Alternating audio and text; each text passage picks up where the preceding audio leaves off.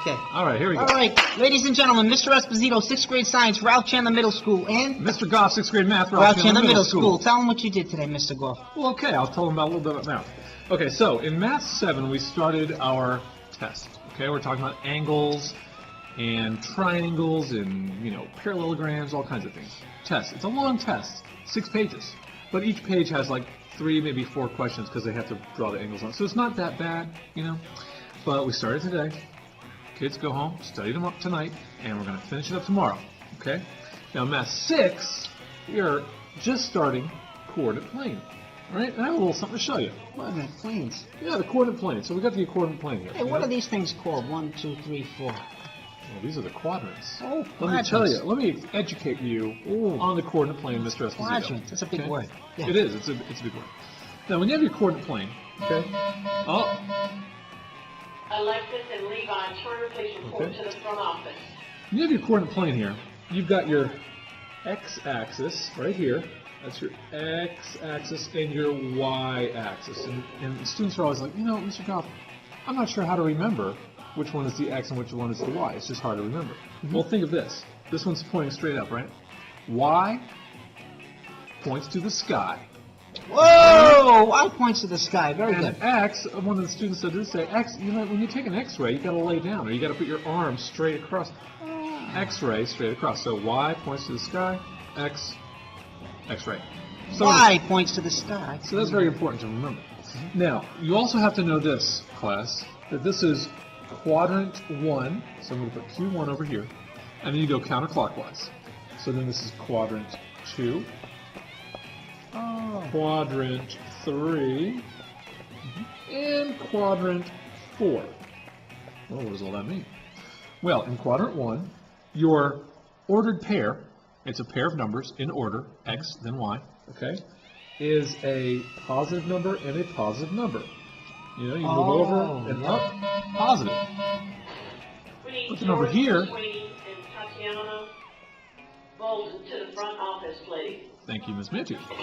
Now over here we have negative positive. So quadrant 2, you have negative positive numbers. Yes, and this is what you showed me the other day, Mr. Goff, right? It's very similar, video yes. of our other video. That's right. We were talking about that in Math 7 as well.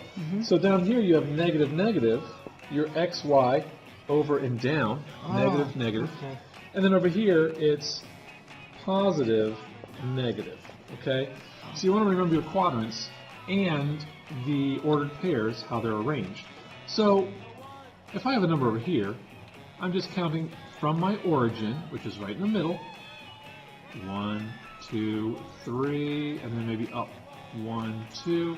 That's 3, 2. Positive 3, positive 2. But on the other hand, if I had to go back 1, 2, 3, and then up 2, I'd be at negative 3 up 2, or negative 3 positive 2. You see what I'm saying? This is the coordinate plane. Alrighty? The coordinate plane. And it's what we're talking about today in class. And everyone gets to learn. It sounds difficult, but now that he's explaining it to me, it really does. It seems a little easier. Big words, but it basically means quadrant 1, quadrant 2, quadrant 3, quadrant 4. 1, 2, 3, 4. That's right. It's really not that bad, and we're going to be working on it tomorrow again, and plotting points and all kinds of fun stuff.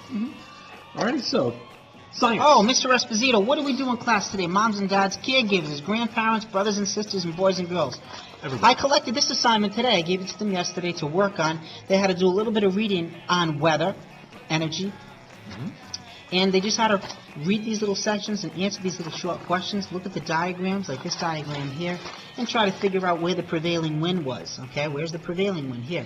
And then what do we do? I collected this today. Okay, moms and dad, I collected that today. And then today we introduced them to a whole new standard, 6.5.1.